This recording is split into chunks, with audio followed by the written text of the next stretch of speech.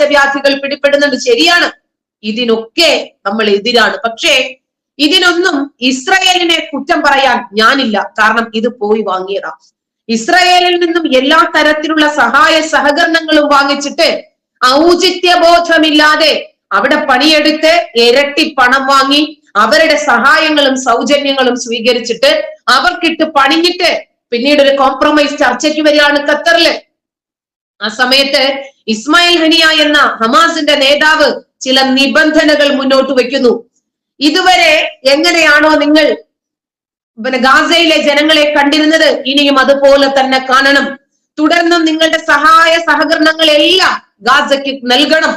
എന്നിട്ട് യൂനിസ് ഖാൻ ആണെങ്കിലും ഇനിയിപ്പോ ഗാസയാണെങ്കിലും ശരി, റാഫയാണെങ്കിലും അവിടെയുള്ള സകലമാന ഉപരോധങ്ങളും നിങ്ങൾ ഏർപ്പെടുത്തിയിരിക്കുന്നത് നിർത്തലാക്കണം.